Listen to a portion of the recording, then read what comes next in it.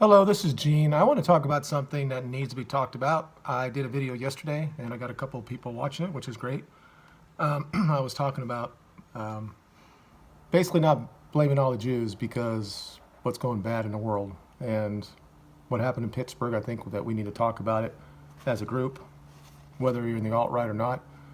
But today after I was walking, I went on my iPad because I'm going to talk about this. I'm going to talk about what is really a Semite and what is anti-Semitic, and what can we actually say that will not be censored for. And that really talks about who has the power in the world right now.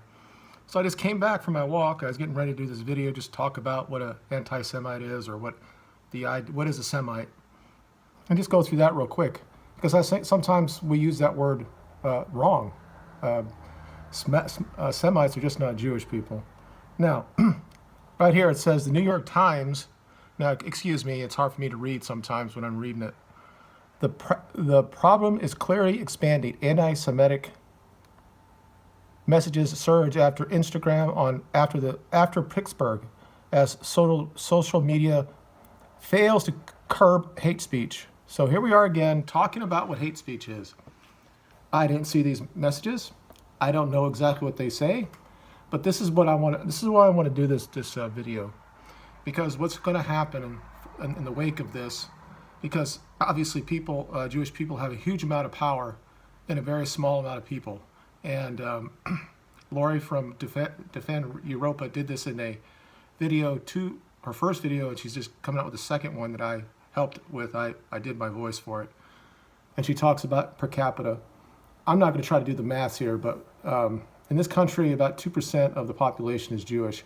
And they have way too much power when you look at in Congress, what they have in the financial districts, the Federal Reserve, Hollywood, whatever. There's just a huge amount of them all around the area. And when we talk about this on the alt-right, or people that might talk about these things, or people in the media when they sit there and say anti-white shit, and then we say something against it, they want to call that anti-Semitic. And people like me who don't go into the gutter and start saying all Jewish people should be in the ovens, when I sit there and say this is factual and why are they allowed to say this, and if it's okay that they say it, why can't we just at least bring it up and say that there's something wrong with them saying it? And this is where it's going to go. They're going to get to the point where they ban free speech on this based on either religions or ethnic shit. So again, the headline for the New York Times saying there's been a spike on Instagram. I guess now they're saying this is what I've seen on Twitter, that Instagram is where white nationalists hang out. Really? I mean, let's be honest here. The models on Instagram get more views than any white nationalist would ever get, whether he's Richard Spencer or Jared Taylor or anybody like that. They just put their butt out there and they get 70 million people watching them. But apparently the white nationalists are using it as a platform. And personally, I don't care if they do. Now, anyway, again, the headline says that the problem is expanding, and what they want to do is social medias need to fail. They want to stop people from saying these things on there, and now they're going to decide what hate speech is. So they always equate this with people that are not really on the right side of the ideology spectrum. If you're on the left side and you say anything about it, then it becomes hate speech, or you can be called racist or sexist, and they're doing it now with speech. So, give me a second. I'm just going to look up what a Semite is. And I know pretty much from the top of my head, it's for the people in that area of the world that are both Arab and Jewish people. They have a DNA link, and they're basically kissing cousins of each other. So when we talk about what happens if the world goes to hell, the Arabs and the Jews will say, "You're my bad sister or brother," but they're going to be together and they're going to stop us. The Jewish people en masse are not our friends, even though we give them everything. They're not. They're cousins. Their familial ties are in the Middle East, and they're more closely related to Arabs as they are to Caucasians. Now, there's a part of the Jewish sects that have European characteristics, and they're the ones, and I can't say the name, the Ansi Kanji, the ones that got the highest IQ. And we have this conversation all the time about how smart they are. And I want to say this real quick, but I'll say this real quick before I forget it. People like, oh Jesus, now I'm going to lose his name. That crazy ass Canadian, all about individual shit. You know, the guy telling him he has to make your bed and all that stuff. All that's great. But he's basically said that, Jordan Peterson, he says the reason why Jewish people are so representative on our media, in Hollywood, in Congress, in the Fed, in college politics, and everything else like that is because they're basically smarter than white people. I mean, that's what he said. But he's talking about a very, very, very, very, very small percentage of Jewish people. I can't say it, guys like David Rubin, and these guys are high IQ guys, and they're littered all over the media. If you look on New York Times, the Washington Post, and you look at their reporters, and they all have Jewish last names, and they're all from that sect, and they all have the same opinions. They're all like those NPCs. They have the same things over and over again, and they blame everything else other than themselves, and they have so much anti-white rhetoric on their Twitter pages, and that's fine. Somebody like myself might come out and say, hey, you shouldn't be saying like that, and they might see one of my videos and say, oh, you said something about the Holocaust, and you're anti-Semitic. I'm not anti-anybody. I'm anti-facts. I'm pro-facts. So let me just read to you what a Semite is. And I give you just off the top of my head, what a Semite was, which I've always known what it was. And I'm like, 30 years ago when they started talking about this, saying, what the hell is anti-Semitic? And I'm like, that's only about Jewish people, but it's not.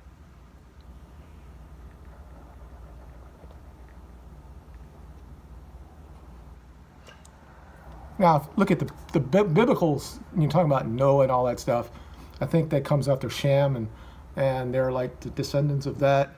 So, but still, these are people that are related to each other. It depends whether you believe the Quran or whatever. This is all kind of related people in these areas.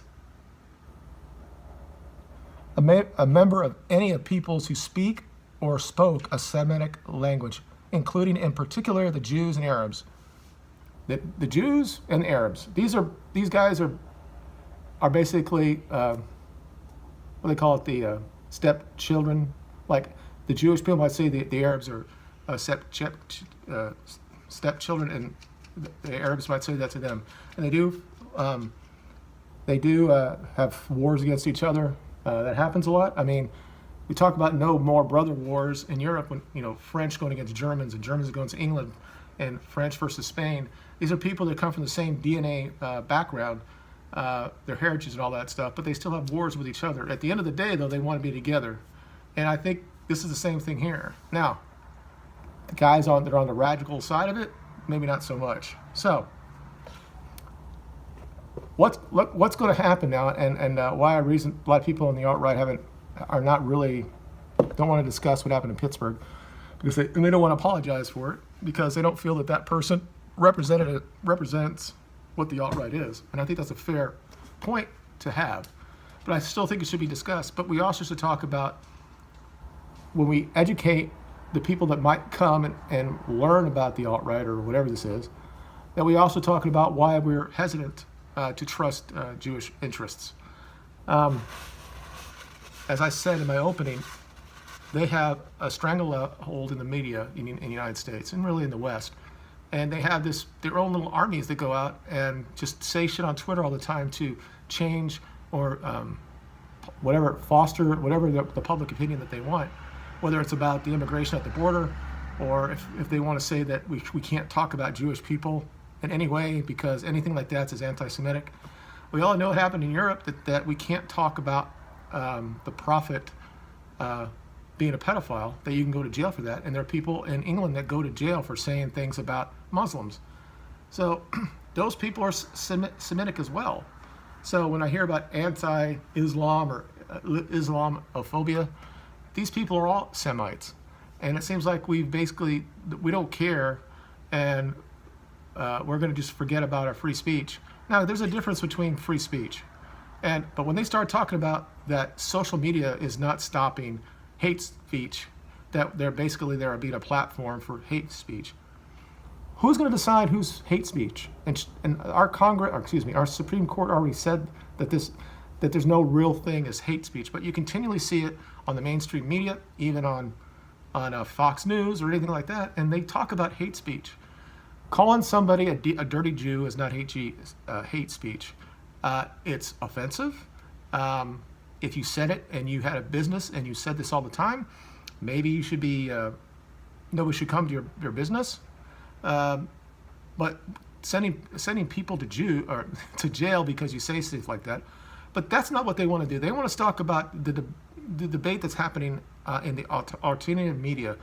Those who are, whether they're white nationalists or the alt-right or somebody who is aware of the plight of Westerners who may not necessarily go all the way to the very end of being alt-right.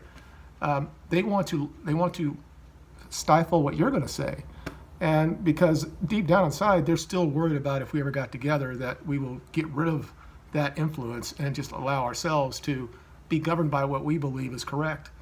And there's so many things, so many ways I go with this. I can sit there and say, I can just say that there's so much influence, and everybody on the alt-right knows this, and people who might see this probably understands this. And this is why people want to fight it back when they see this and say we can't allow this to happen. We can't allow Gab to go down, that we have to have a flat platform for our ideas.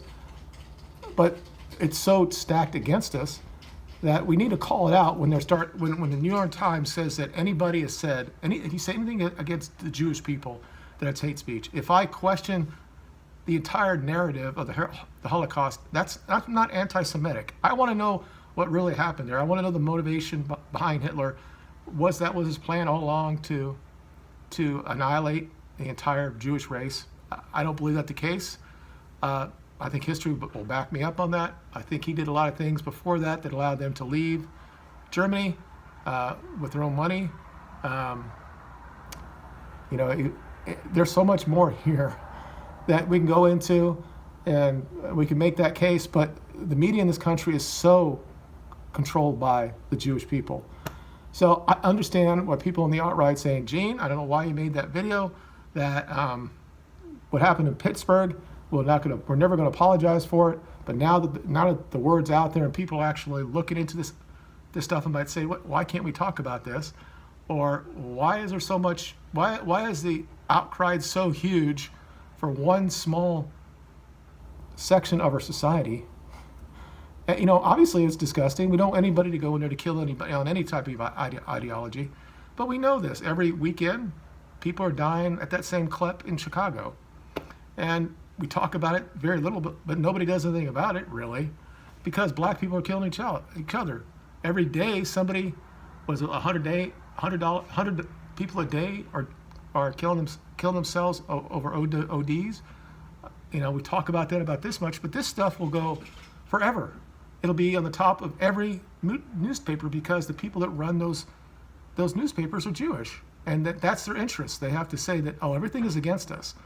And then the next thing out is everything that comes out is anti-Semitic. No matter what you say about Jewish people, if I say something like this, okay, can we move on from this? It's bad. Let's move to something else. They're going to say that's anti-Semitic. And what they want to do, not all of them, but a lot of them want it to the point that we can't say anything about the Jewish people in any way. And they want laws to stifle whatever we have to say and have us go to jail. And then by doing that or believing that way, people will end up not saying anything, and will allow them to continually control our lives. And they clearly do this. So I understand the frustration. I understand, I don't have the motivation that the guy did in Pittsburgh, but clearly he knew a lot of this stuff, and he, in his mind, his demented mind, he felt that was the right way to fix it. Personally, I thought it was wrong, obviously, and I think our ideas and the fact that we have the majority in this country, all of us, all Americans do, that are not Jewish, we're talking about 98% of us, we have the ability to have our own value system. And I'm not here, I've never supported the idea of continually making Israel be a welfare state for us. I heard somebody say the other day how great that Israel is in the middle of the East, that it's the most prosperous country in the Middle East. And I'm like, yeah, they get all the money from taxpayers. And then they use that and they invest it, and the people on the top in Israel are just like the people here. They have so much power and they continually want to run it. Another thing is like now they're these people, the blue check guys, saying if you say anything about Soros and say he's a multimillionaire and he's also Jewish, that's a dog whistle saying that's anti-Semitic and that's only white nationalists speak. So I can't say George Soros is a millionaire and he happens to be a Jew and he has a lot of influence all over the country and all over the world because that's anti-Semitic, because he happens to be a Jew. That's like saying Michael Jordan was the greatest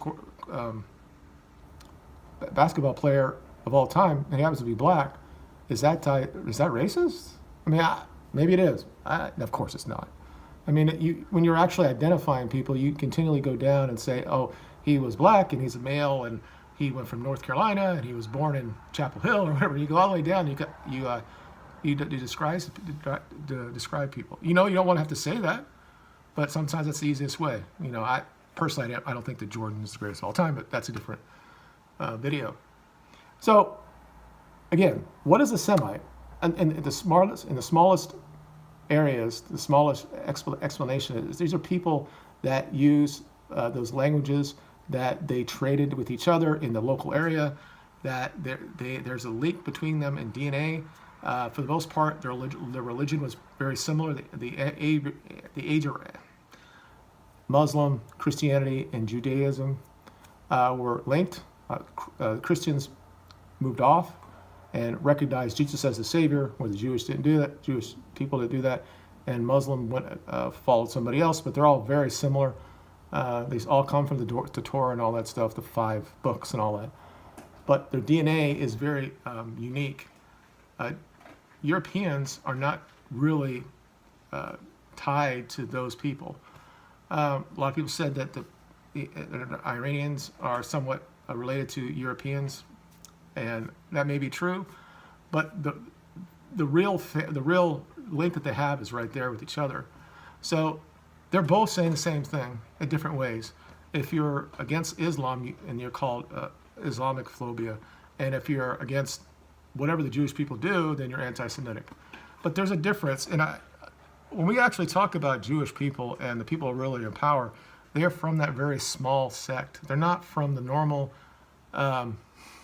run-of-the-mill Jewish people that are ethnically Jewish. They look totally different than those guys that look like us. And a lot of people say that the reason they look that way is because that's how they infiltrated us, and they're like a parasite, and they change to look like Europeans.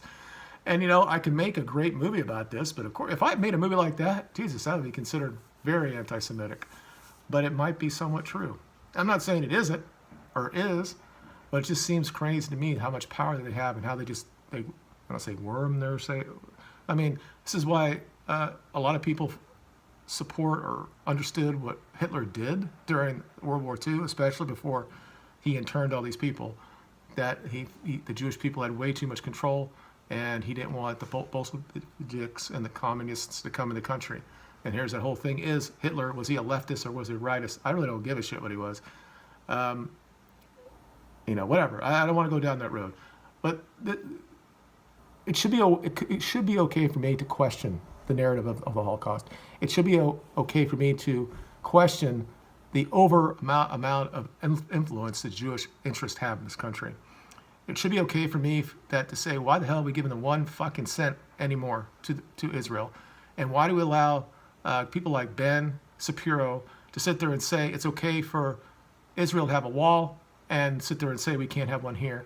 Or it's okay if they stay 99% Jewish ethnics at home, but Jim Shapiro says no, that he doesn't care what color this country is.